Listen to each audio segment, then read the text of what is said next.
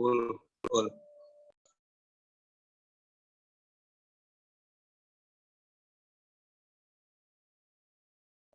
Betul.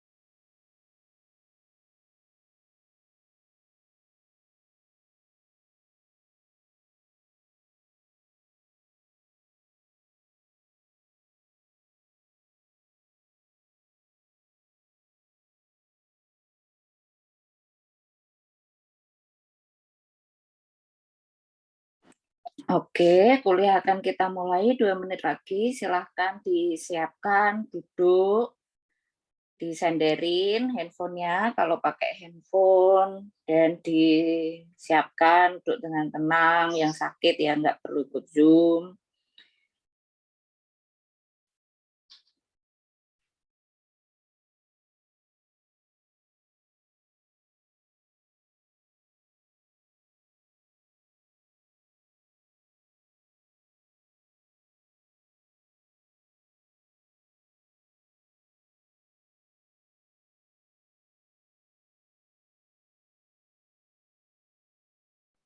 Oke, baik. Assalamualaikum warahmatullahi wabarakatuh. Selamat siang, salam sejahtera untuk kita semua. Shalom, Om Swastiastu, Namo Buddhaya, salam kebajikan. Salam merdeka, salam bahagia, salam apapun itu. Apa kabar semuanya? Friday, Jumat ini, penghujung minggu. Sehat ya, semoga semuanya senantiasa sehat ya. Mas Dimas yang baru bangun tidur, rambutnya bisa dirapikan dulu ya. Jadi minggu ini itu, bulan ini, universitas yang kita cintai bersama, kampus kita itu sedang ada kerja untuk pendataan ya untuk pemeringkatan. Jadi universitas di Indonesia itu kan ada ranking pemeringkatan.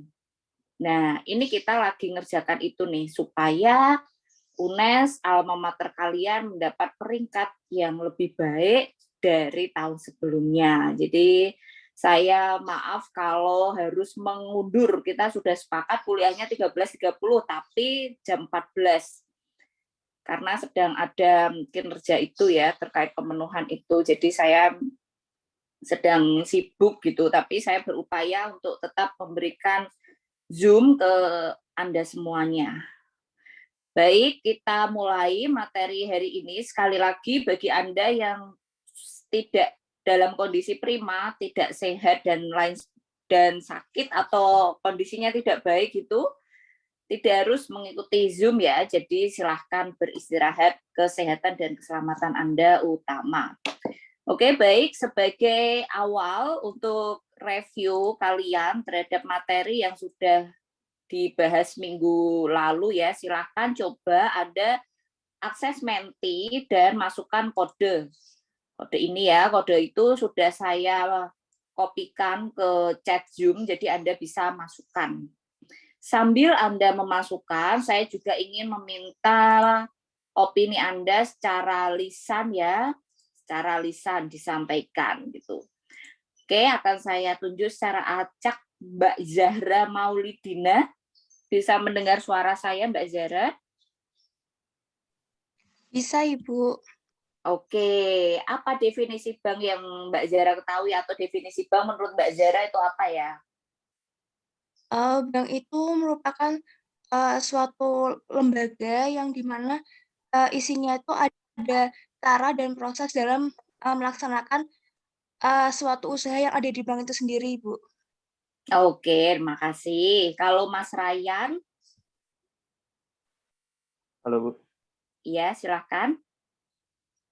mungkin lembaga usaha yang menyediakan layanan penyimpanan dana dari masyarakat. Oke, Mbak Isabella? Iya, Bu. Bagaimana, Bu? Tadi maaf, ganti device soalnya. Oke, bank. Apa menurut Mbak Isabel bank itu apa? Definisi bank menurut saya itu tempat untuk pinjam meminjam uang gitu, Bu. Oke, iya. Kalau Mbak Diana Selviana?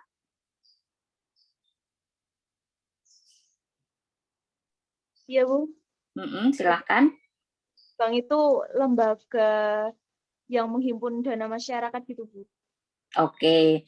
Ini mentinya masih kosong, ada terkendala dalam mengisi atau bagaimana? Sudah bisa ngisi atau belum?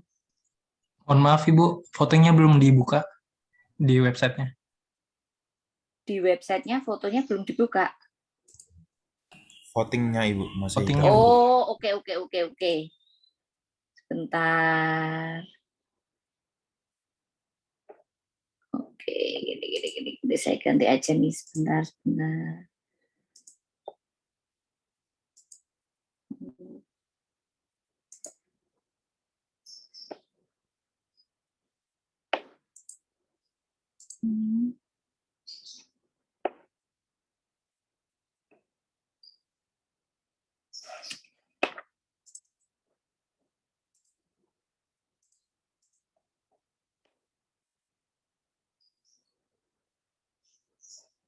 Oke deh, ini saya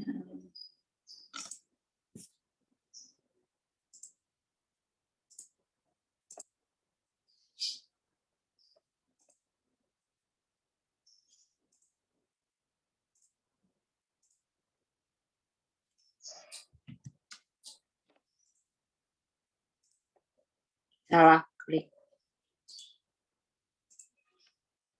Oke, silahkan diisi. Ini ya, sudah bisa mengisi. Oke. Ya, silahkan diisi sambil Anda mengisi menti Anda. Tetap akses mentinya ya. Minggu lalu, kalau saya tidak keliru, itu saya sudah meminta Anda untuk baca materi dan mempelajari kenapa sih kok asas kepercayaan atau trust ini di dalam slide saya yang paling pertama. Kenapa? Menurut Mbak Koirunisa, kenapa Mbak? Izin menjawab Bu, menurut saya asas kepercayaan itu kenapa ditaruh di nomor 1 karena fungsi bank sendiri itu adalah untuk mendapatkan kepercayaan dari nasabahnya. Jadi sehingga ketika mereka mendapatkan kepercayaannya, bank itu bisa melaksanakan tugasnya dengan baik. Oke, ya terima kasih. Kalau menurut Mas Brian? Mas Brian? Ya Ibu. Silakan. Asas kepercayaan diletakkan di nomor pertama itu karena pada dasarnya untuk seperti halnya dalam misalkan dalam dunia perbankan ya Bu. Ketika kita sudah dapat memperoleh kepercayaan dari nasabah, maka kedepannya juga akan mendorong bank itu untuk menjadi lebih baik lagi ke depannya. Oke, kalau Mbak Yohanisya? Menurut saya itu dikarenakan nasabah harus percaya terlebih dahulu, kan kita mau percayakan uang kita kan. Nah, jadi kita harus percaya dulu kepada bank tersebut, seperti itu, Bu. Oke, ya terima kasih.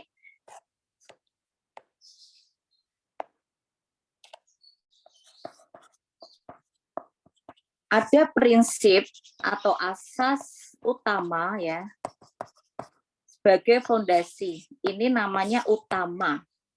Di dalam slide saya itu ada beberapa asas, yaitu yang pertama adalah kepercayaan, atau di sini saya akan lebih singkatnya menulisnya trust. Lalu di bawahnya trust itu ada kehati-hatian. Di bawahnya kehati-hatian apa ya Mas Mahmud? Ada kerahasiaan. Kerahasiaan. Di bawahnya kerahasiaan apa ya Mbak Saripah? Mengenal nasabah bank. Oke.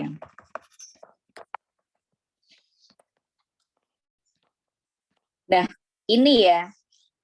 Ini dibuat tidak dengan random. Jadi ada pertimbangannya, ada reasoningnya. Kenapa kok urutannya adalah demikian. Nah, pada pertemuan kali ini saya ingin kita sama-sama menyamakan persepsi dan juga saya ingin berbagi terkait dengan kerangka teorinya yang menjadi fondasi dari pembelajaran hukum perbankan nanti ke depannya. Jadi kita sudah sama nih persepsinya. Itu. Dari definisi bank yang saya tanyakan, dan tadi ada yang menjawab secara tertulis dan ada yang menuliskan juga di Menti, itu dari kalian menjawab bahwa bank ini adalah sebuah badan usaha. Dia lembaga untuk minjam uang, untuk naruh uang. Gitu. Nah, kalau Anda perhatikan ya, si lembaga ini di slide saya terkait dengan sumber hukum. Nah, kita nanti akan ke pertanyaan saya ya yang kenapa trust, tapi saya mau ke sini dulu. Terkait dengan sumber hukum yang akan dipelajari itu kan ada banyak sekali ya. Bahkan saya barangkali belum melakukan update terbaru di slide itu, pada slide itu. Seharusnya ada tambahan beberapa lagi peraturan perundang-undangan. Tidak hanya undang-undang, tapi misalnya barangkali ada PBI, ada POJK yang keluar, karena saking banyaknya, jadi belum semuanya ada di situ. Itu kan kalau Anda perhatikan di dalam materi saya, di slide saya, itu ada banyak sekali regulasi yang saya tuliskan di situ. Banyaknya regulasi ini yang mengatur terkait dengan lembaga bank yang Anda sudah kenali definisinya, itu kalau saya ingin membuka diskusi dengan Anda, pengen tanya aja ke Anda, kenapa sih bank serasa begitu spesial diperhatikan? Kalau kita memandang regulasi itu bagian dari perhatian dalam tanda petik. Seperti yang Anda ketahui ya, Anda udah semester 6, jadi udah tahu produk peraturan perundang-undangan itu lahir gimana bisa ada. Selain membutuhkan waktu, tentunya membutuhkan biaya yang tidak sedikit. Nah, regulasi terkait dengan regulasi terkait perbankan ini ada banyak sekali. Kalau saya bilang, wah itu bentuk perhatian yang sangat lebih dari negara. Pertanyaannya tuh kenapa? Kenapa kok negara memperhatikan, mengalokasikan banyak dana untuk membuat peraturan terkait dengan perbankan itu banyak sekali. Itu tuh kenapa? Nah, saya pengen memulai Anda untuk berpikir kreatif HOTS ini gitu. Kenapa? Itu ya. Di sini poinnya yang pertama itu dapat ya, kenapa? Jadi saudara tahu ya apa yang saya tanyakan ya. Nah, kalau menurut Mas Faisal, Muhammad Faisal, kenapa Mas?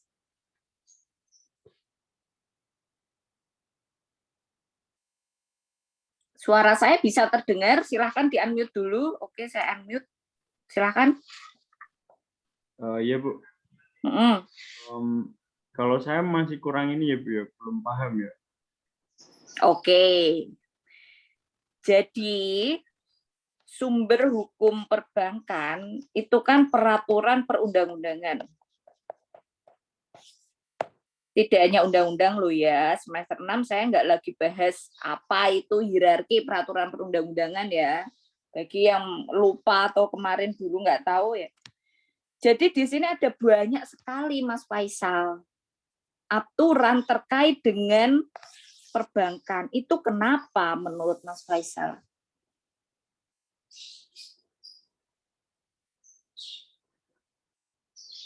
Mas Faisal? Iya, Ibu. Silakan. Ya, apa aja yang ada di kepala disampaikan. Tidak harus betul ya, ini kuliah. Namanya pembelajaran itu. Jadi saya memang melatih skill untuk berbicara juga, melatih PD. Silahkan disampaikan saja, menurut Mas Faisal saja. Berarti ini ya Bu ya, buat mungkin buat menjalankan ini Bu, perbankan tersebut gitu. Maksud saya itu kenapa banyak. Jadi ada banyak sekali, katakanlah let's say ya, ini 200 peraturan. Kenapa sih kok sebanyak ini?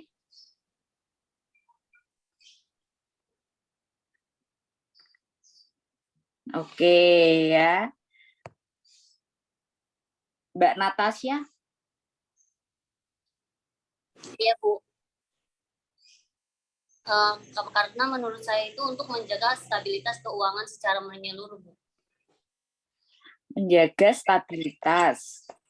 Kalau Mas Narendra?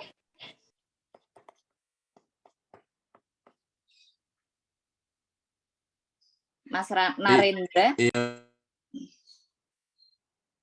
Oke, jaringan ya. Mas Muhammad Naufal?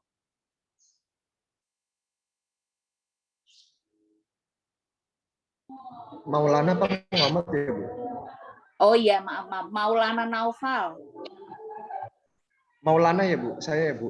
Iya, Anda. Cek. Oke. Kalau menurut saya untuk menjaga keamanan sistem yang ada di bank, Bu, karena kan kita banyak prinsip, ada 4 prinsip di sini, jadi untuk menjaga sistem yang ada di bank gitu, Bu. Oke, Mbak Eliana? Kalau menurut saya, jadi kan bank itu banyak macamnya ya, Bu. Kayak yang kemarin buat tugas itu ada bank BPR, bank umum, dan bank yang lainnya. Jadi masing-masing regulasi itu mengatur, misal regulasi ini mengatur tentang BPR, regulasi itu mengatur tentang bank umum. Kurang lebih gitu, Bu. Oke, banyak produk gitu ya, banyak jenisnya gitu ya maksudnya ya. Oke, lalu kalau Mbak Esther? Iya, Bu.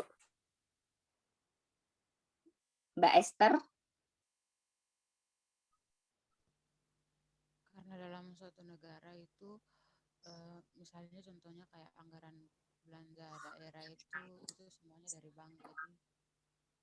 Oke, iya. Suaranya sedikit kecil Mbak Esther, barangkali bisa dicek ya mikrofonnya ya. Terima kasih yang sudah memberikan opininya. Jadi tadi saya awali ya, ini saya pakai baru aja. Tadi kan saya awali nih kalian terkait dengan pengertian bank. Bank ini apa sih gitu. Lalu kemudian ada yang menyampaikan lembaga menyimpan dana. Lalu kemudian kalian tulis secara rinci dalam menti kalian.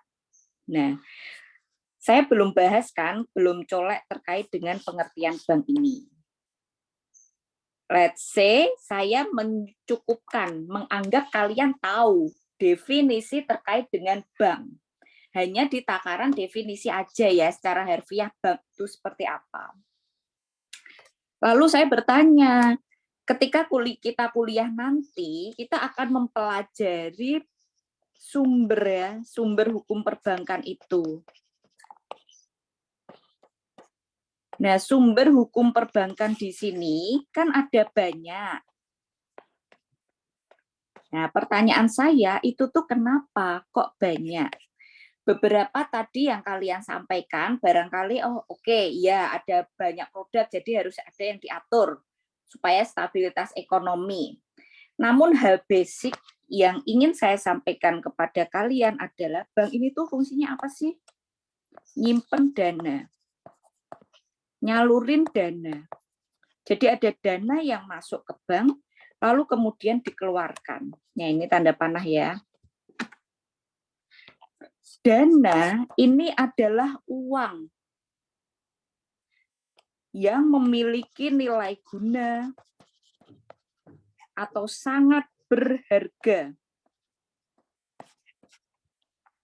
Orang yang punya uang kemudian ditaruh di bank itu pastinya dari hasil kerja keras atau dari dari dapat warisan, dapat apapun ya, menang lomba, menang undian dan sebagainya, sangat berharga, diperolehnya dengan susah. Nah, dana yang menjadi core tupoksi utama dari bank, yaitu menyimpan dan menyalurkan dana dari masyarakat, itu yang paling utama harus dilindungi.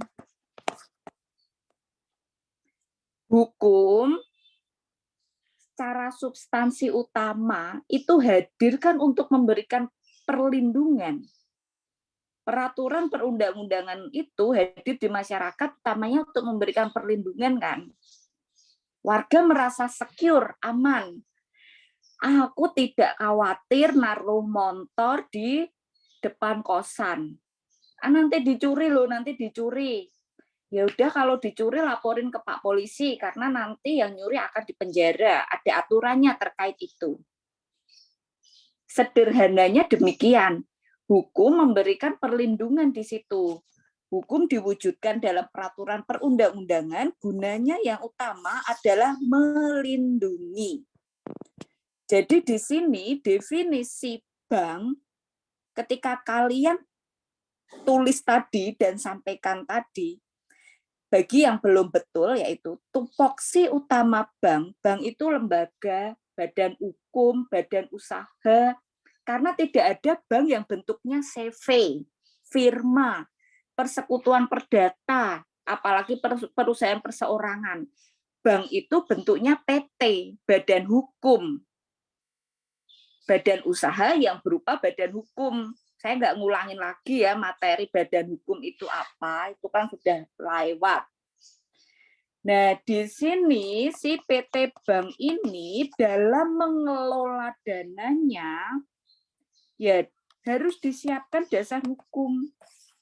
Gunanya untuk melindungi dana dari masyarakat ini. Itulah mengapa kalau kita ibaratkan perlindungan itu sebagai pagar, anggaplah dana dari masyarakat itu rumah ya, lalu di depannya itu ada pagar. Itu enggak cukup hanya dengan satu pagar aja. Harus banyak pagarnya. Itulah mengapa regulasi di bidang perbankan itu ada banyak sekali. Utamanya adalah untuk memberikan perlindungan kepada masyarakat yang menyimpan dananya di bank. Baru setelah itu, ya Bu, ada pengaturan terkait syariah, BPRS, ada bank umum, itu pendiriannya harus dengan POJK sendiri. Iya, ada uang elektronik, oh keluar nih PBI-nya, oh keluar nih POJK-nya. Mau nutup bank, oh gimana POJK-nya. Nah, itu ya, karena kaitannya terkait dengan dana dari masyarakat ini. Jadi itu dimaknai sebagai upaya negara untuk melakukan perlindungan. Gitu, melindungi. Oke, jadi di sini konsep teorinya, landasan teorinya adalah di sini adanya perlindungan yang hadir melalui peraturan perundang-undangan tersebut. Lalu saya ingin sampaikan ya, karena masih banyak mahasiswa kalau ditanya, sumber hukum utama kalau kita ngomongin Bu kan banyak nih, pasti ada prioritas. Nah yang utama itu sumber hukumnya itu yang mana? Kalau Anda baca di slide saya itu kan ada 15 gitu. Nah yang utama sih yang mana sih? Ya tentu saja yang pertama adalah Undang-Undang Perbankan. Nah, saya ingin sampaikan nih, mahasiswa kadang kalau ditanya undang-undang perbankan itu yang mana? Nah, kalau kita berbicara terkait dengan regulasi, ada asas yang paling utama, yaitu lex spesialis derogat lex regularis. Iya. Walaupun kita menerapkan asas lex spesialis, derogat lex generalis, artinya di mana ada peraturan perundang-undangan yang khusus, maka yang umum disampaikan. Yang baru, maka yang lama otomatis tidak berlaku. Dilihat dulu. Undang-undang yang paling baru, yang masih berlaku sekarang ini, itu kan yang tahun 98, 1098. Tapi apakah yang digunakan utama itu hanya undang-undang ini? Tidak. Kalau kita berbicara terkait dengan undang-undang perbankan, kalian harus punya pegangan tuh dua. C792 dan C1098. Kenapa? Karena C792 ini tidak semua ketentuannya diubah ke dalam 1098. Jadi kalian harus menyandingkan dua undang-undang pokok perbankan ini. Ada ketentuan yang belum diatur di 98, ya kita harus merujuknya ke 92. Ini saya rasa basic, namun kadang mahasiswa masih rancu atau belum paham terkait membaca undang-undang. Downloadnya, bacanya, taunya ya hanya si 98 aja. Padahal tidak. Ada aturan yang kita merujuknya ke 92. Oke ya, jadi sumber hukum perbankan di sini clear. Lalu kemudian definisi saya cukupkan, saya anggap kalian sudah mengetahui. Jadi di sini bank adalah lembaga tempat menyimpan dan menyalurkan dana dari masyarakat. Regulasi-regulasi sebanyak itu gunanya adalah untuk memberikan perlindungan kepada dana masyarakat. Gitu. Dan sekarang saya akan masuk ke selanjutnya ya. Bank itu badan usaha, apalagi bentuknya PT.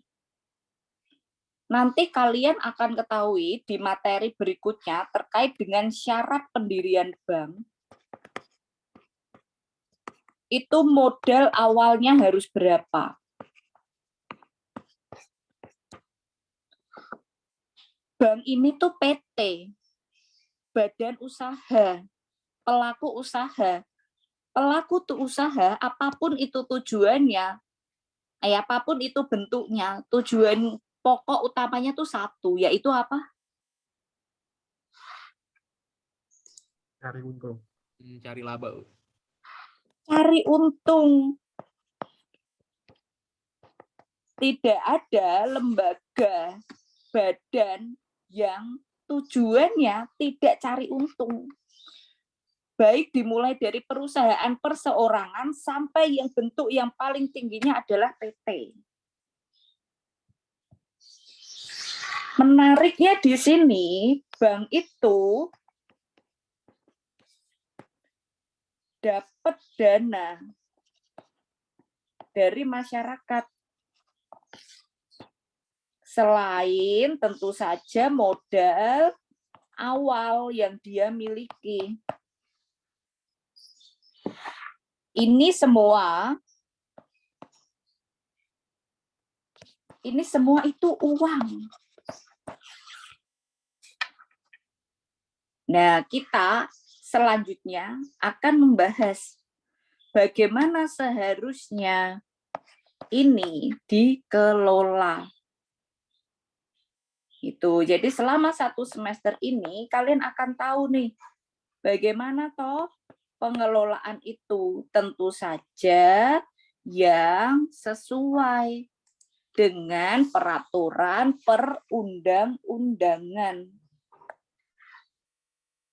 Sambil kalian membuka undang-undang perbankan dan juga slide saya ya, silahkan dibaca dan dipelajari.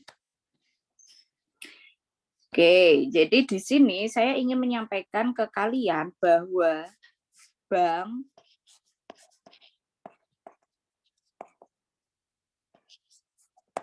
itu perannya sangat penting. Bagi siapa dan dalam hal apa? Saya akan menyampaikan sedikit ya sebagai spill saja. Sebenarnya ini tidak materi yang harus didalami banget-banget oleh orang hukum, tapi alurnya supaya jelas saja. Tadi ketika saya tanya kenapa sih regulasinya banyak? Nah, ada salah satu teman kalian yang menyampaikan bahwa regulasi itu untuk menjaga stabilitas ekonomi. Stabilitas ekonomi ini disebut dengan, saya ingin mengenalkan kepada Anda sistem keuangan negara itu bagaimana dan seberapa pentingnya peran bank terhadap sistem keuangan negara. Itu. Sebelum kita bahas secara lebih rinci dan detail ya terkait dengan bank, itu saya pengen mengawali ini. Sistem keuangan negara. Nah, di dalam menjalankan perannya untuk menjaga sistem keuangan negara itu supaya stabil, bank wajib menerapkan 4 prinsip dasar. 4 prinsip dasar ini wajib dipegang oleh bank. Tidak hanya untuk menjaga sistem keuangan negara, tapi juga dalam rangka dia mendapatkan laba. Jadi tujuan dia secara khusus sebagai badan usaha yang memiliki tujuan mendapatkan laba, dia juga memiliki peran secara umum, yaitu menjaga sistem keuangan negara. Oke, jadi di sini peran ada yang umum atau lebih besar dan khusus atau lebih kecil gitulah. Jadi dia tidak hanya satu peran aja nih, PT Bank ini dapat laba, selesai. Enggak. Ketika dia menjalankan kegiatannya, dia harus memperhatikan ini, peran dia, kontribusi dia untuk sistem keuangan negara. Mengapa di sini, sekarang saya ke 4 prinsip ya, yang sudah, saya nggak sebutkan lagi 4 prinsip itu apa, tadi sudah ya. Mengapa sih kok trust itu yang paling pertama? Alurnya gini.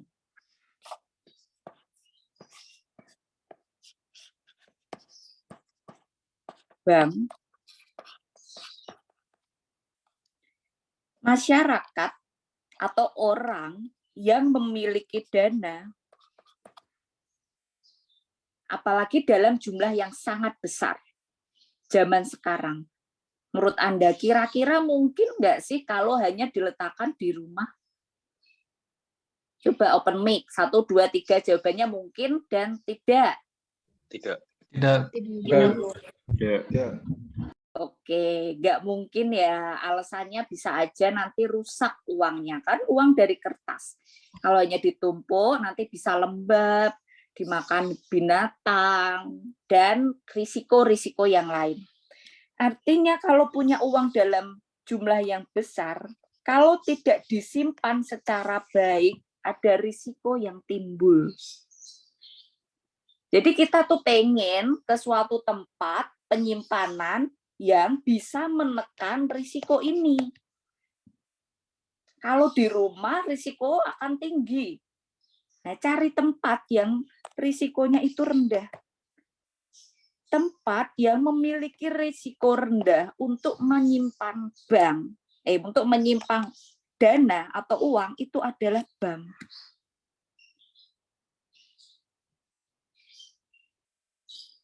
Oke, Mas Ferio, Mas Akvin, Mas Abrang, Mas ini namanya Jahbits ya, emang ya? Manggilnya siapa ini? Mas Jahbits? Almas, Bu. Mas Almat ya. Oke, bisa dibuka kameranya atau sedang sakit? Oke. Tempat lembaga untuk menyimpan yang memiliki risiko rendah itu adalah bank. Nah, tadi di menti saya kan saya tanya nih, apa nama bank atau bank yang Anda ketahui, ada banyak sekali isian. Jadi bank di Indonesia kan ada banyak sekali kan. Mereka saling bersaing karena mereka adalah pelaku usaha. Tujuan mereka yang paling pertama tentu saja menarik masyarakat untuk menyimpan uangnya di tempat dia.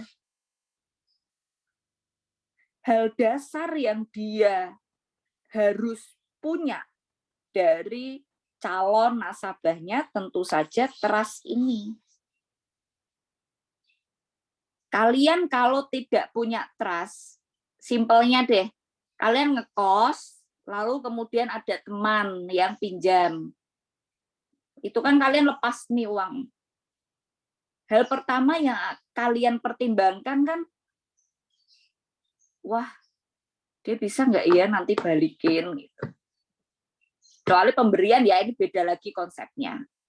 Wah, kayaknya nggak bisa deh. Itu adalah bentuk ketidakpercayaan kan. Jadi yang paling pertama ingin bank ini bangun dari orang adalah terkait dengan trust. Jadi ini yang paling pertama.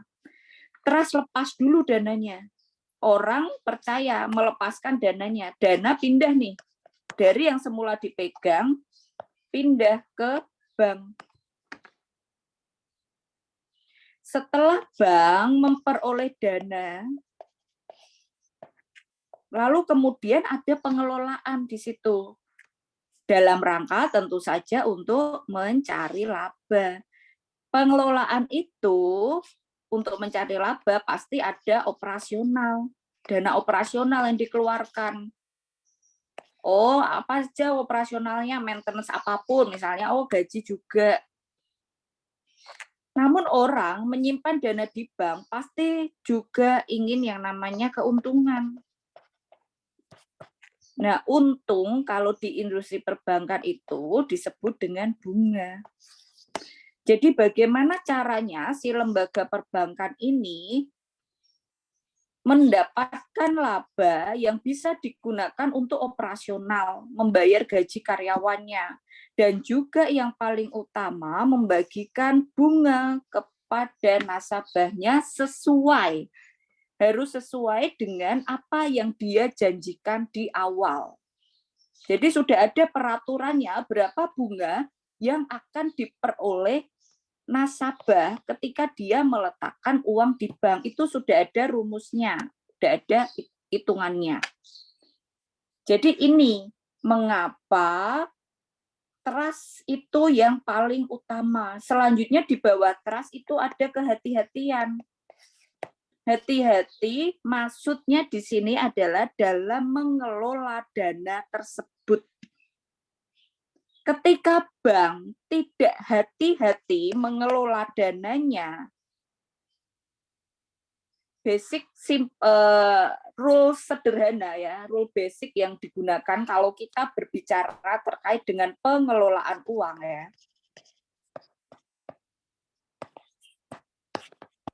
Di mana-mana baik jumlah kecil maupun besar adalah pengeluaran jangan sampai lebih besar dari pendapatan. Kalau pemasukan kalian 1 juta, kalian pengeluarannya itu baru 3 hari 1 juta, ya berarti itu pengelolaan uang kalian itu tidak sehat. Kalian akan bangkrut. Kalian akan bangkrut kan? Itu hal sederhana saja. Nah, bayangkan bank yang di dalamnya ada dana nasabah itu bangkrut. Disaster, bencana ketika itu terjadi. Bank yang kemudian bangkrut di sini berarti ada pengelolaan yang tidak sehat. Ketika ini terjadi, itu bisa sangat berdampak kepada sistem keuangan negara. Contoh bank yang tidak sehat itu adalah Bank Senturi. Pernah dengar?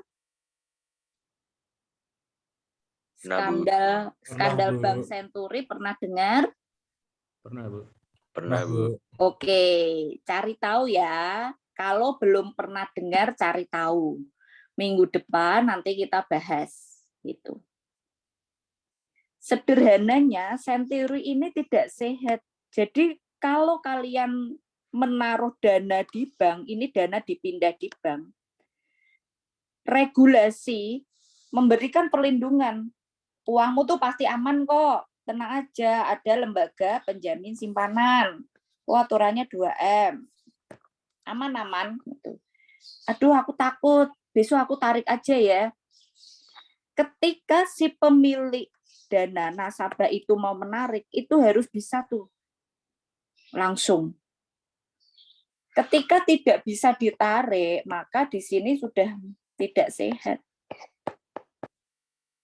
Padahal satu bank itu bisa ada di dalam dananya itu bisa sampai angka triliun. Dalam satu bank dana masyarakat itu. Nah, di sini nanti ada nih peran negara. Skandal Senturi hadir ketika masyarakat tidak dapat menarik dananya di bank ini. Gitu, itu ya. Nah, sekarang terkait dengan 4 prinsip itu, ini sudah clear kenapa sih kok keras yang paling pertama, kenapa dilanjutkan dengan kehati-hatian. Alur ini sudah clear. Oke, nanti di akhir sesi saya buka tanya jawab apabila masih ada yang belum paham ya terkait dengan alur ini. Ini adalah konsep teori, landasan yang paling basic yang ingin saya bangun bersama-sama dengan kalian. Jadi itu persepsinya itu seperti itu lurusnya kerangka teorinya. Nah sekarang kalau Anda sudah mengetahui alurnya itu bagaimana, saya ingin Anda ke materi di Elena ya, di slide saya itu ada bagan sistem keuangan negara. Oke. Nah, ini apa ini? Gitu. Moneter. Oke. Ini ya, sambil Anda menyimak ini, bagian itu. Coba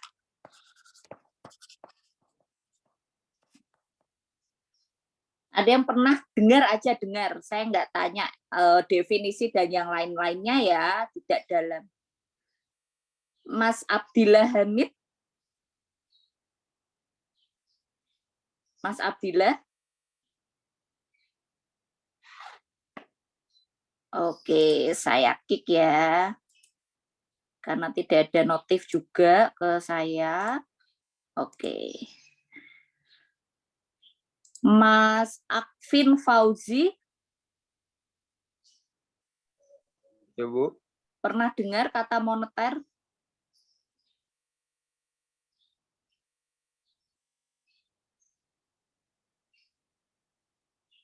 Pernah, Ibu. Oke, Mbak Nancy Bella?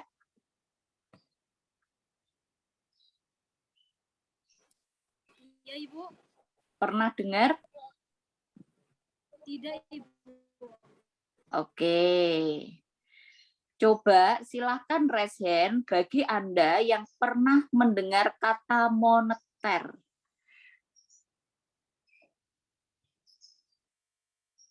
Oke ya.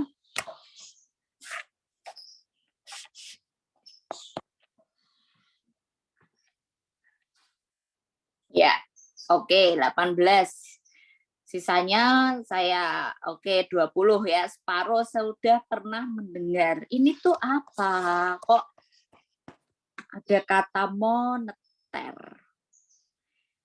Dalam melakukan perlindungan terhadap dana nasabah, dana masyarakat dan masyarakat itu sendiri, negara tidak hanya mewujudkan itu berupa regulasi saja, tapi juga hadirnya lembaga. Nggak cukup hanya regulasi, tapi dihadirkan lembaga. Nah, lembaga yang berkaitan dengan industri perbankan itu ada 2, yaitu Bank Indonesia dan Otoritas Jasa Keuangan. Di sini saya akan menyampaikan ya kepada Anda apa sih perbedaan dari kedua lembaga ini. Tentu saja secara peer saja, karena di pertemuan berikutnya ada materi khusus yang akan membahas terkait lembaga ini. Jadi ini hanya untuk peer aja ya, awalan. Setiap negara di dunia ini ya, itu wajib memiliki bank sentral. Apakah Indonesia punya? Ya, Indonesia punya. Indonesia punya bank sentral, yaitu Bank Indonesia. Bank Indonesia adalah bank sentral. Apa sih fungsi Bank Indonesia itu? Bank Indonesia dulu berfungsi untuk menjaga, mengatur moneter, menekan angka inflasi, termasuk di dalamnya, dan mengatur, mengawasi, melindungi bank dan lembaga jasa keuangan lainnya. Wow, padahal tadi saya tanya, Anda tahu bank apa? Banyak sekali kan? Bayangkan betapa banyaknya tugas dari si bank sentral ini. Kalau di Indonesia itu katakanlah ada 500 bank dan 1000 lembaga jasa keuangan lainnya, lembaga yang harus diatur, diawasi oleh si bank sentral ini ada 1.500. Belum tugas dia untuk mengatur moneter, inflasi. Wow, ini dipandang sebagai sudah overload. Padahal Bank Indonesia itu hanya ada di beberapa provinsi saja di Indonesia, tidak banyak. SDM-nya terbatas. Kemudian untuk menghindari adanya perbody superpower, power yang luar biasa dari satu lembaga saja. Itulah kenapa lahir Otoritas Jasa Keuangan atau OJK di Indonesia.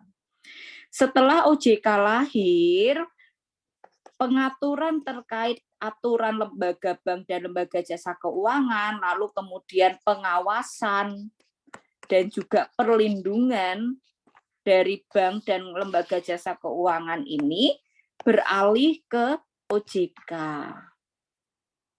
Itu ya. Jadi itu adalah pengantar saya terkait dengan lembaga Bank Indonesia dan OJK. Nah, sekarang kita kembali nih ke sini. Mengapa kok bank itu berkontribusi dalam menjaga sistem keuangan negara? Karena ada dana masyarakat di situ, dana segar. Dana atau uang ini harus dijaga, diatur. Jadi sederhananya tuh gini, Bu, katanya Indonesia punya hutang. Kenapa kita nggak cetak uang aja yang banyak buat bayar hutang? Kan nanti enak. Atau enggak, ya udah setiap orang kita beri 10 juta, Bu. Jadi nanti bisa buat modal. Atau 20 juta deh, kita nyetak aja uang sebanyak-banyaknya. Biar Indonesia itu kaya. Kenapa tidak bisa seperti itu? Ya kan, kalau di logika, kenapa tuh kok misalnya ada pemeringkatan ya, katakanlah ada peringkat gitu. Katakanlah Amerika, China, ini katakanlah ya, ada di peringkat paling atas sebagai negara terkaya. Misalnya Indonesia itu di sini ya, di nomor 3. Kan pertanyaan sederhananya, kenapa harus ada peringkat ini? 1, 2, 3 itu tuh dari mana? Kenapa ada dikenal ada negara kaya, ada negara miskin, nggak hanya orang aja. Atau secara lebih lembaganya dikenal dengan developed and developing country, negara maju, develop, dan developing country, atau negara berkembang. Nah, yang kaya-kaya ini disebut develop atau negara maju. Nah, yang belum kaya disebut developing country. Kalau kita masuk logika, kenapa ada peringkat kayak gini? Kan kita bisa cetak uang sendiri, Bu. Nggak bisa ada sistem demikian. Peredaran, perputaran uang, dan nilai uang itu ada sistemnya. Nilai mata uang.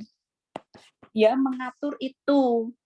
Nggak bisa negara itu menentukan sendiri-sendiri. Itu udah ada rumus bakunya. Gampangnya udah ada aplikasi khusus gitu. Kita nggak bisa buat, orang Amerika masuk ke Indonesia, mau beli, ini pakai rupiah loh. Oke, ini bakwan harganya 5.000, tapi tuker ya sama $1.000. Gitu. Kalau nggak dapat bakwan nih. Nggak bisa kayak gitu. Oh, kita ke Jepang.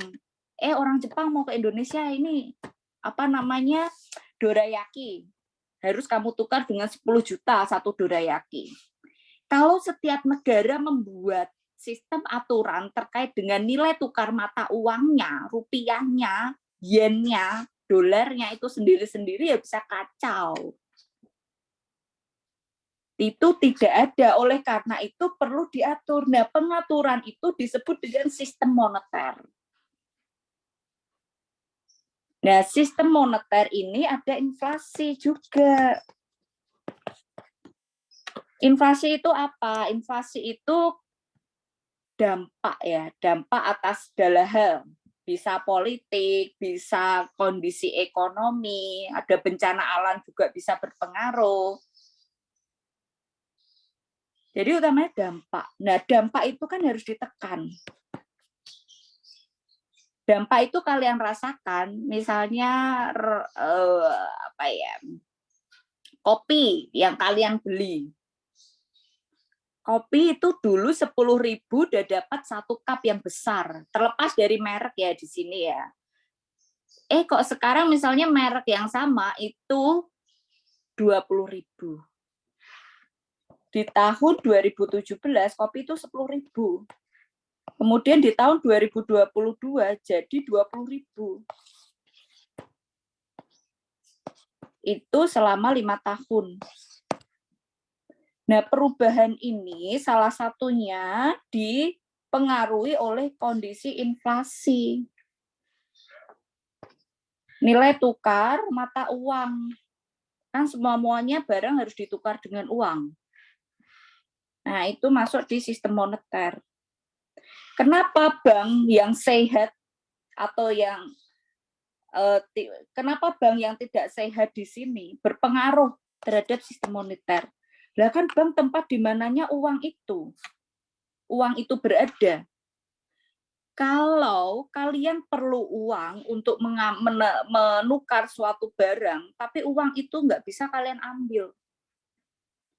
Dan itu berlangsung terjadi secara masif dalam jumlah yang banyak. 1 orang 5M. Ada misalnya nasabahnya 12.000 orang. Bu, masa iya ada sebanyak itu orang di Indonesia yang punya 5M 12.000, banyak sekali. Wow, kalian kalau tahu, memang Indonesia bisa dibilang hampir developed country, bisa dibilang ya, masuk ke negara maju. Bu, tapi kan masih banyak orang yang kurang beruntung atau pendapatannya bawah. Tapi tidak banyak juga yang tinggi atau berada di middle class atau kelas menengah itu. Nah, bayangkan ini 12.000 orang tidak bisa mengambil uangnya 5M di bank. Dia mau beli sesuatu jadi nggak bisa. Kacau nanti. Kondisi keuangan negara itu arti atau penjelasan dari bank masuk ke dalam sistem moneter atau sistem keuangan Indonesia. Gitu. Nah, untuk mewujudkan kondisi yang sehat, harus ada regulasi yang mengatur. Coba misalnya saya tidak ada aturan di kelas. Wow, pasti kacau ya, tapi kan sudah saya atur. Oke, saya inginnya kalian sign in dengan akun Google UNES. Oke, lalu kemudian silakan duduk dengan tenang, dengan rapi. Misalnya itu aturan. Nah, untuk mewujudkan kondisi keuangan Indonesia yang sehat, yang baik, itu harus dengan regulasi. Nah, regulasi terkait dengan sistem moneter itu diatur oleh Bank Indonesia. Otoritas moneter sepenuhnya ada di Bank Indonesia. Saya harap penjelasan singkat saya tadi sudah memberi gambaran kepada Anda terkait dengan moneter ini ya. Lalu terkait dengan perbankan, sistem perbankannya itu ada pada OJK. Dan di sini ada sistem lembaga keuangan bukan bank. Di sini diatur oleh Kementerian Keuangan dan juga OJK. Ini Bank Indonesia nggak main nih di sini, nggak ada. Gitu. Itu terkait dengan sistem keuangan yang ingin saya kenalkan kepada Anda ya, terkait dengan moneter dan inflasi. Gimana peran dari bank, gimana peran dari bank terhadap sistem keuangan negara. Gitu. Sampai di sini ada yang ingin ditanyakan atau didiskusikan, silahkan. Oke, tepat waktu ini saya lebih sedikit ya, sudah 1 jam. Oke. Ada yang ingin ditanyakan? Tidak Mohon izin ada. tanya, Bu. Oke, silahkan Mas disampaikan. Jadi kan begini, Bu. Tadi kan bank kan bisa aja bangkrut, kayak yang kasusnya Century. Nah, ketika bank bangkrut itu, apakah kemudian kan dana masyarakat masih ada di bank gitu, Bu? Terus apakah kemudian dana itu masih bisa balik ke masyarakat atau gimana ya, Bu? Terus kemudian tanggung jawabnya beralih atau gimana? Gitu, Bu. Oke. Ada yang lain? Nah, saya ingin coba tanya nih, menurut logika sederhana kalian, ya, logika sederhana sepengetahuan kalian saja. Pertanyaan dari Masnya tadi, menurut Mas Ferio, itu gimana, Mas?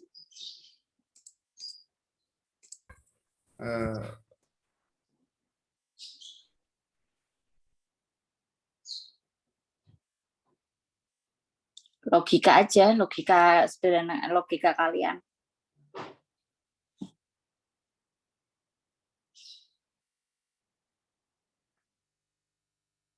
Harus gimana?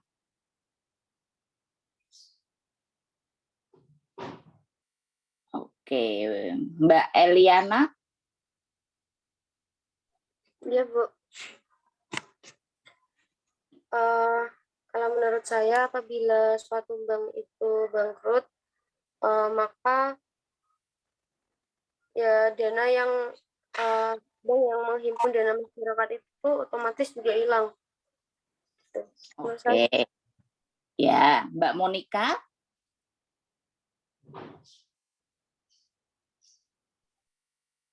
Kalau menurut saya pertama kali yang jelas bank itu akan melaporkan ke lembaga keuangan bahwa bank itu bangkrut. Yang kedua, jelas bahwa dananya tidak bisa kembali. Jika memungkinkan nanti negara ikut membantu. Oke, ada yang lain yang ingin berpendapat? Oke. Bu. Ya, silahkan. Kalau saya itu terkait dengan tadi sistem moneter itu, Bu, misal terjadi bank yang bangkrut, ini terkait dengan kasus BLBI ya yang sempat dikorupsi itu kan pada tahun 98 itu bangkrut ya. Nah, bangkrut itu langsung Bank Indonesia itu memberikan keuangan untuk menjaga kestabilan bank itu agar tetap berjalan, Bu. Seperti itu. Iya, menurut Mas panggilannya Pak Satriawan? Iya, Mas Satriawan, Bu. Iya, itu pertanyaannya Mas Dimas, uangnya balik atau enggak, itu menurut Mas Satriawan balik atau tidak? Uangnya itu bakal dikembalikan, tapi sebelumnya itu bank tersebut ini menjaga kestabilan keuangan dulu, setelah itu baru dikembalikan, Bu. Oke, Melalui pinjaman ke Bank Indonesia, Bu. iya.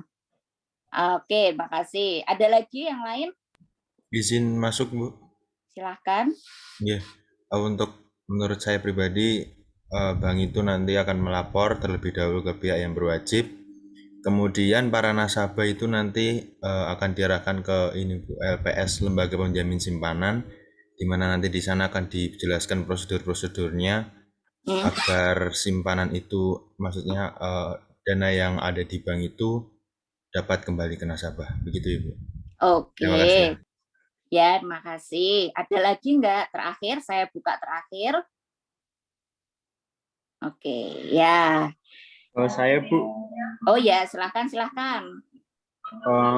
kalau yang sepengetahuan saya, Bu, uang nasabah yang ditaruh di dalam bank itu biasanya dijaminkan oleh LPS, Bu. Jadi saya pernah baca kalau uang nasabah itu yang berada di bank itu dijamin oleh LPS, ada yang dijaminkan, ada yang tidak. Nah, LPS itu biasanya kalau sepengetahuan saya itu maksimal itu 2 miliar ya, Bu. Nah, tapi sebelum uangnya itu kembali, biasanya itu dari bank yang bangkrut tersebut itu ada seperti mungkin penjualan saham atau lelang dan sebagainya, Bu. Oke. Kalau menurut saya seperti itu. Ya, terima kasih ya atas opini yang diberikan, pendapat yang diberikan. Ya, menarik memang. Saya ingin Anda untuk melihat sebentar terkait dengan bagan yang saya coba buat ini. Di sini ada tujuan nih yang jadi goal. Nah, kalau bagan gini kan bacanya dari atas terus ke bawah ya.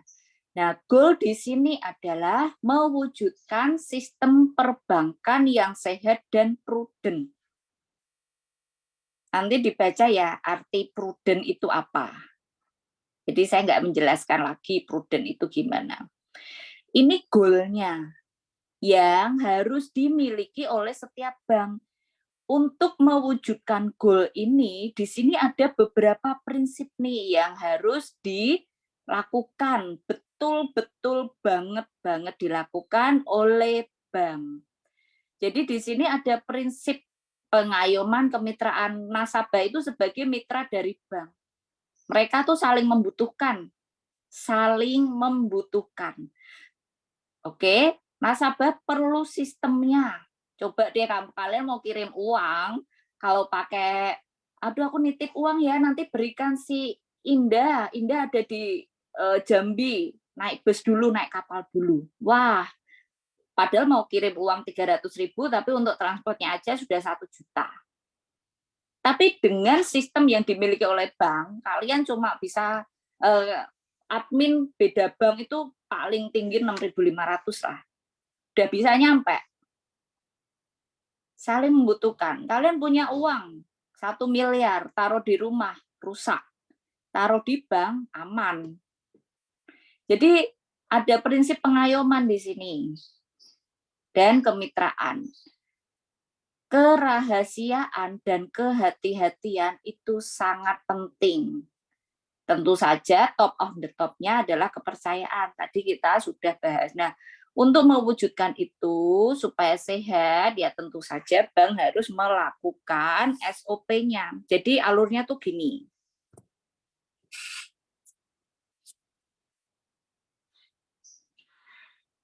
Bank itu ketika hadir, misalnya saya mau punya bank.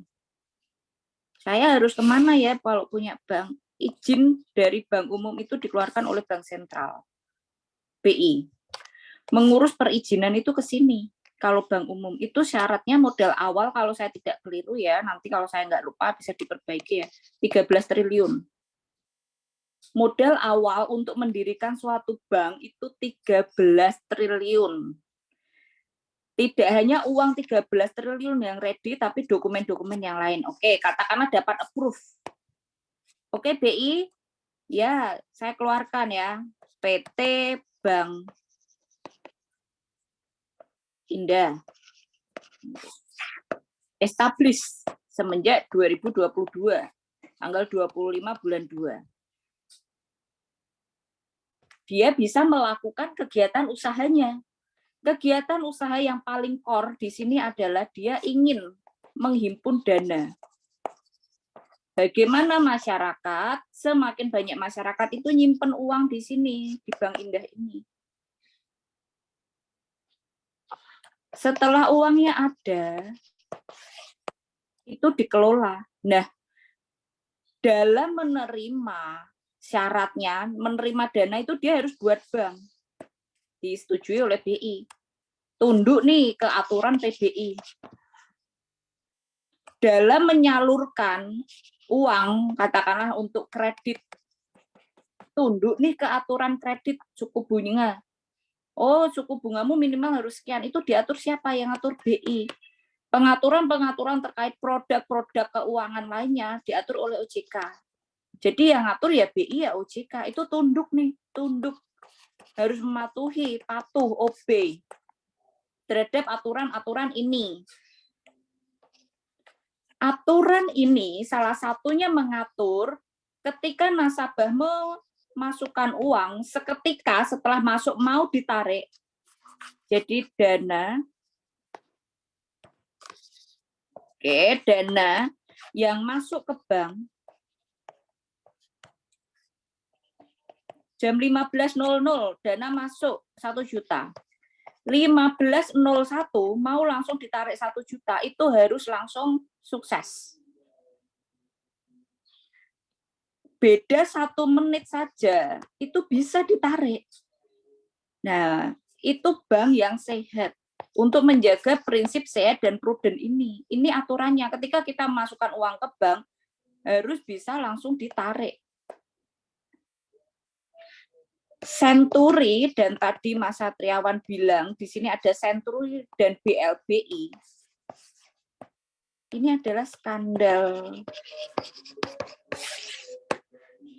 yang terjadi di Indonesia terkait dengan perbankan. Ini apa sih kok disebut dengan skandal? Ya perkara di dalamnya ada.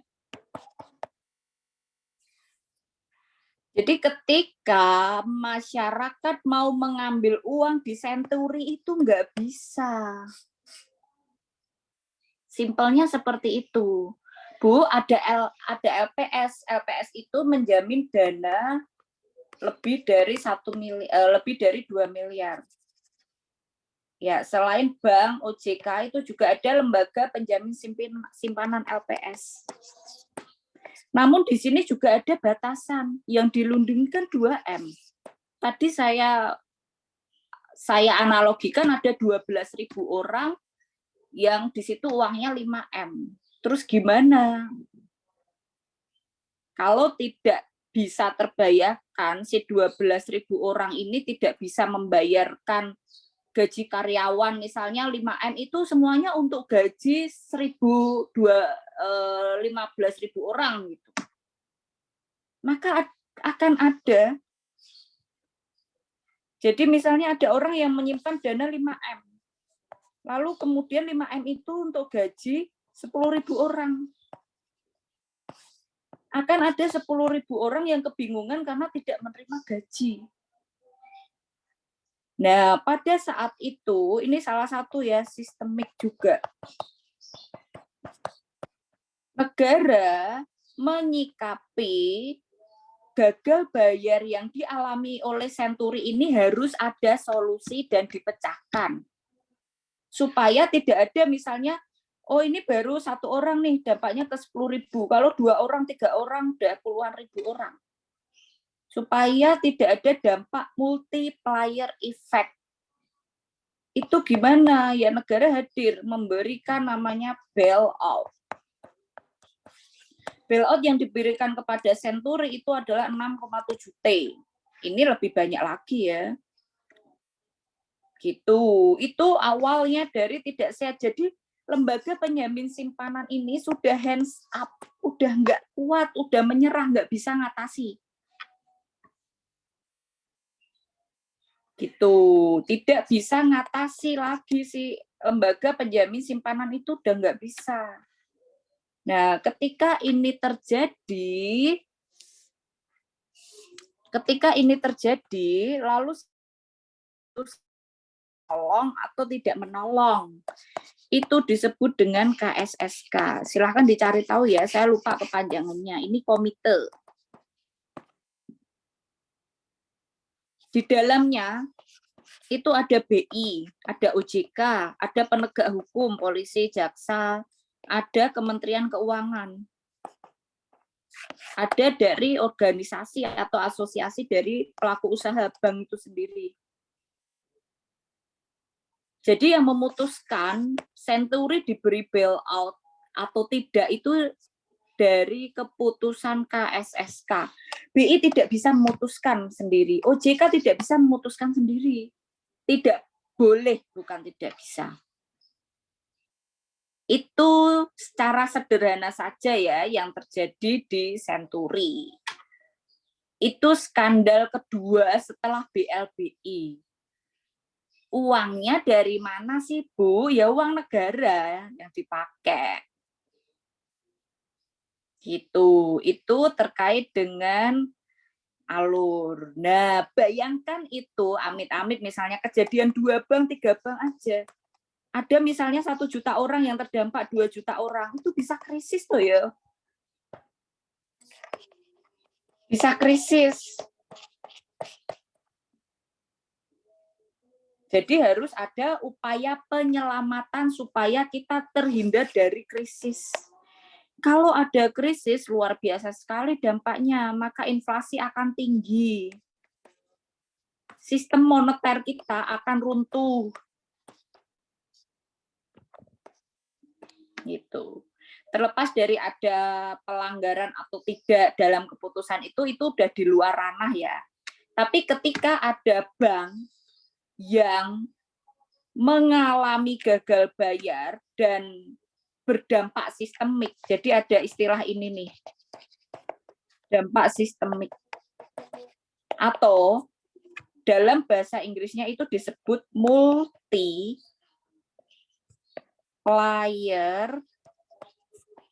effect. Yaitu tadi yang saya sebutkan, saya punya tabungan 5M. Contoh aja ya. Sekarang zamannya YouTuber. Katanya AdSense dari YouTube itu Trans Entertainment per bulannya bisa ratusan miliar. Dana itu disimpan di bank kan? Itu kalau dia tidak bisa narik uang, dia punya karyawan 500 orang gitu. Itu baru 1 orang aja. Padahal katakanlah wah kalian masing-masing punya gitu. Nah itu nanti kan bisa ke sini. Oh 500 orang ini hanya oh ada orang yang punya karyawan 12.000, 15.000 orang. Uang dari gaji ini kan disimpan di bank. Dan tidak mungkin ya misalnya, oh saya punya karyawan 2.000. 1 bulannya 5 juta, berarti perlu 10M. Ya, kamu taruh dulu uangmu 10M untuk bulan ini, nanti bulan depan ikut lagi. Itu enggak tuh. Enggak mungkin sistemnya seperti itu. Minimal ya dia harus naruh uang di sini demi stabilitas perusahaan dia ya 6 sampai 1 tahun tuh ya. 6 bulan sampai 1 tahun gitu. Jadi dia punya usaha bisa stabil. Bayangkan kalian punya usaha sangat mepet. Kan pikirannya nggak fokus ke pengembangan usaha kalian, sangat mepet uangnya. Kan gitu. Karena semuanya disimpan di bank uang-uang ini. Gitu.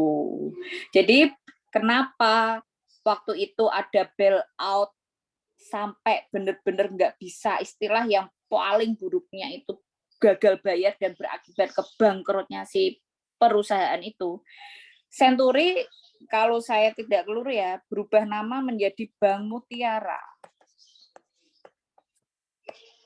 Nah, upaya penyelamatan ini dengan dibentuknya usaha PT Bank Mutiara ini. Gitu, artinya Senturi sudah nggak ada lagi, diganti Mutiara. Kalau ini semua terjadi, lembaga penjamin simpanan nggak bisa menjamin, nggak bisa membantu. Lalu terbentuklah tim ini, komite ini, KSSK. Seperti itu gambarannya terkait dengan Senturi atau kenapa bank bisa gagal bayar, berdampak sistemik, ada multiplier effect di sini. Oke, sampai di sini ada yang tanyakan atau didiskusikan, silahkan. Saya masuk di penghujung sesi. Jadi Saya ada pertanyaan, Bu. Oke, silahkan. Pertanyaannya itu sederhana. Itu kembali ke awalnya, kenapa suatu bank itu bisa merugi, Bu? Padahal kan itu bisnis cuma menyimpan dan menyalurkan. Ya, Iya. itu saja. Terima kasih. Oke, kenapa itu bisa terjadi? Ya yang tahu sih pengelola uang. Artinya ada pengelolaan yang tidak sehat. Tadi di awal saya sudah coba memberikan analogi sederhana. Pengeluaran harus lebih rendah daripada pemasukan. Itu ya, pengeluaran harus lebih rendah daripada pemasukan. Itu cara mengelola uang yang paling basic aja. Kalian punya jatah uang bulanan misalnya 500.000 gitu. Ya kan bagaimana kalian ngelola? Ada yang mungkin mengelolanya malah minus, oh cukup, oh bisa sisa.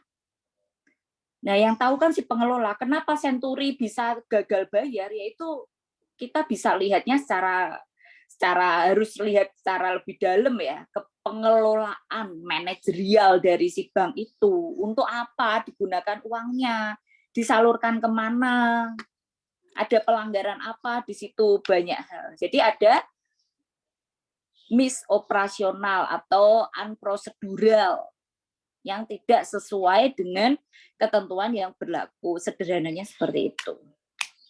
Oke, ada yang ingin ditanyakan atau disampaikan? Oke, jika tidak, silakan masuk ke Mohon izin bertanya, Ibu. Ya, oke, sebentar saya beri arahan dulu. Silakan masuk ke Menti ya, kodenya ada di Zoom sambil Anda menuliskan, sambil silakan bagi yang ingin bertanya. Silakan. Baik, terima kasih atas kesempatannya, Bu.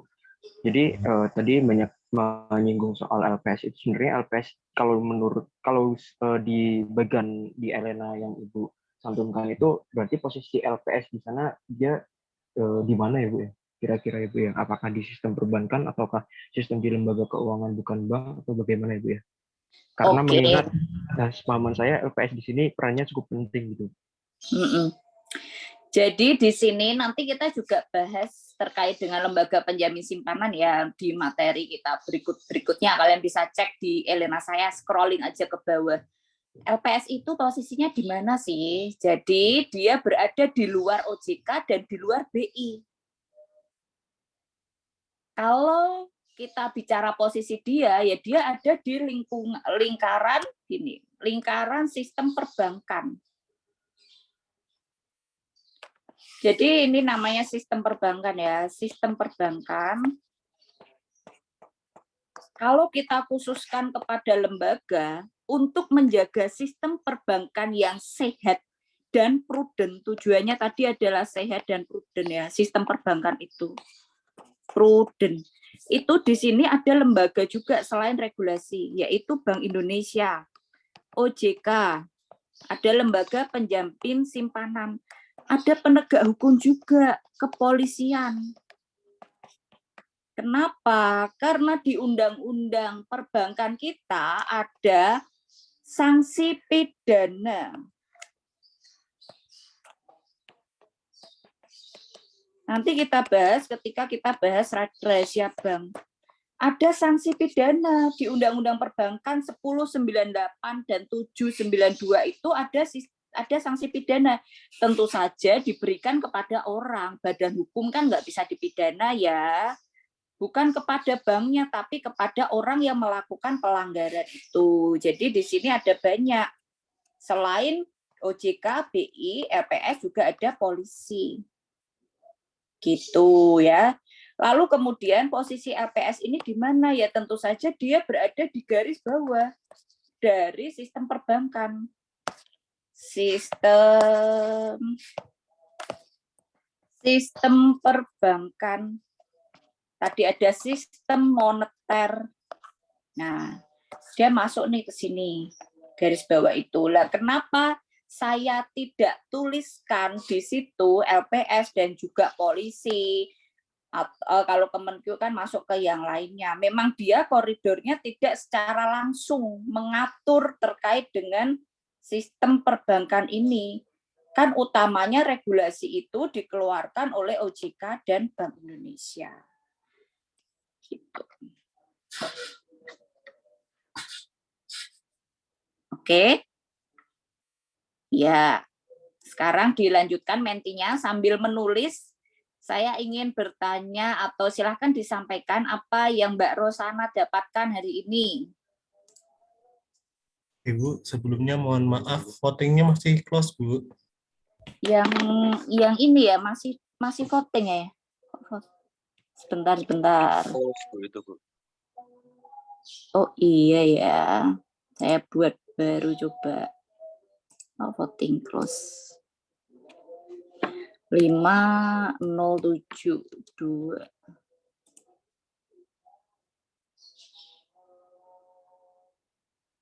Oke.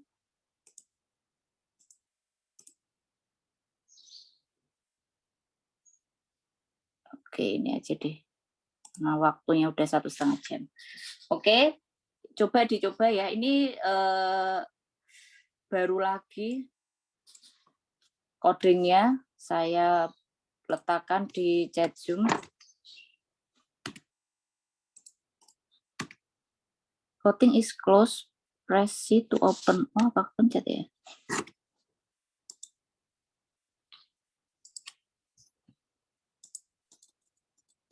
Oke deh.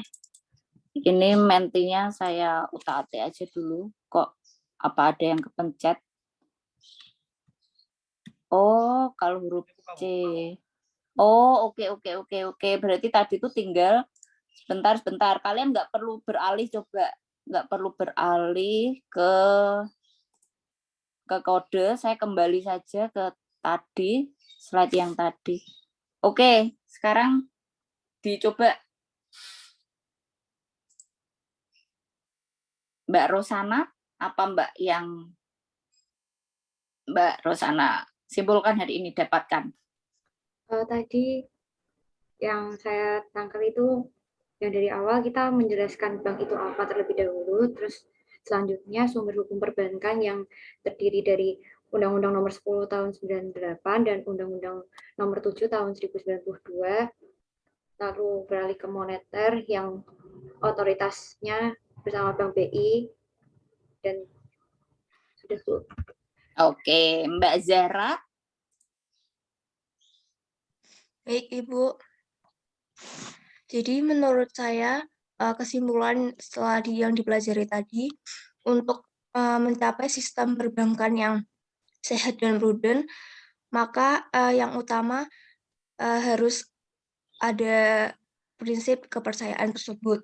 Karena dalam melakukan sebuah interaksi itu harus ada saling kepercayaan antara pihak bank dengan nasabahnya, begitu Ibu. Oke, Mas Afan.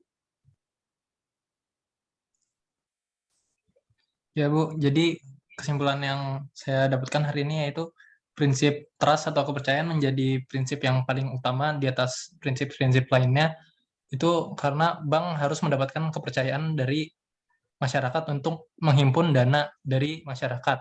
Nah, tanpa kepercayaan tersebut, maka masyarakat tidak akan menyerahkan dananya atau tabungannya ke bank tersebut. Oke, terima kasih. Mas Adrian.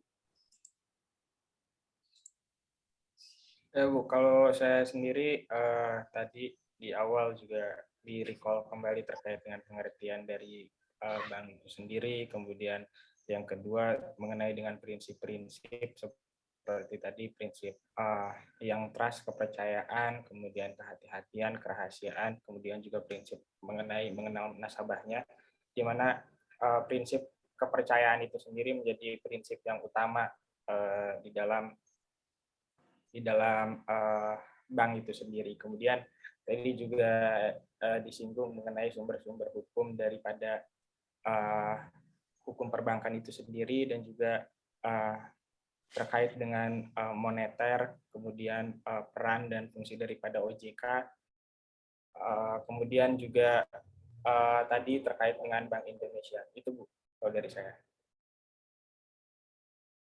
Oke, terakhir Mas Habib. Suaranya terdengar, Bu? Ya, sudah terdengar, silakan. Mungkin selain definisi, prinsip tadi juga dijelaskan mengenai fungsi atau peranan dari bank ini berpengaruh terhadap sistem keuangan negara itu sendiri. Yang mana apabila memang dari bank ini tidak sehat, itu nantinya akan ada yang namanya pembiayaan yang diberikan oleh negara dengan pertimbangan-pertimbangan atau penilaian yang dilakukan oleh KSSK tadi. Tujuannya adalah supaya nantinya dana yang dimiliki oleh masyarakat itu dapat dikembalikan seperti itu. Kurang lebihnya seperti itu. Ya, terima kasih Mbak Jihan. Nggih, Ibu.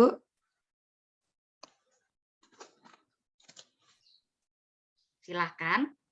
Iya, Ibu. Kalau kesimpulan dari saya tadi sudah disebutkan oleh teman-teman, lebih menyangkut terkait dari peran bank itu sendiri.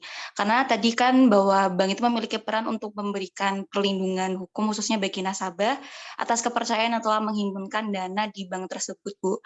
Karena jika nanti bank ini tidak dapat prudent, hati-hati atau menjaga data tersebut, nanti juga dapat berkaitan atau memberikan impact terhadap sistem keuangan negara gitu, Bu. Karena tadi jika misal ada kayak Bank Senturi atau kerugian, itu nanti jika dana yang dikeluarkan terlalu banyak dapat menyebabkan atau mengganggu kestabilitasan ekonomi, Bu, seperti itu. Oke, ya, terakhir Mas Alriza. Iya Bu, izin menambahkan kalau menurut saya peraturan-peraturan yang banyak tersebut merupakan suatu perlindungan bagi dana-dana yang ada di bank, tentu saja untuk menjaga kestabilan negara juga. Dan dana-dana tersebut yang disalurkan dan disimpan di bank itu perlu adanya perlindungan itu, Bu. Maksudnya peraturan itu sangat penting buat perlindungan tersebut. Oke, ya terima kasih ya atas simpulan yang sudah diberikan baik secara lisan maupun secara tertulis. Sekarang di slide terakhir. Oke, ya feel free aja untuk ngekliknya yang mana. Baik, saya sekaligus melakukan penutupan ya. Terima kasih banyak atas perhatiannya. Selamat berweekend ria, selamat istirahat, selamat belajar, selamat melanjutkan aktivitas apapun ya. Ini hari Jumat. Saya senang kalau hari Jumat itu karena besok weekend. Semoga ilmu yang kita bagikan bersama sore hari ini bermanfaat. Kita bertemu kembali pada kesempatan baik berikutnya. Salam untuk keluarga, sehat selalu, stay healthy, stay safe, pandemi masih ada, jadi tetap jaga prokes. Jangan lupa untuk selalu pantau, dicicil, dikoordinasikan dengan baik tugas pengganti UTS dan tugas pengganti UAS. Saya cukupkan pertemuan hari ini dengan foto bersama dulu untuk slide 1. Silakan 1, 2, 3, slide 1. Ya, slide 2.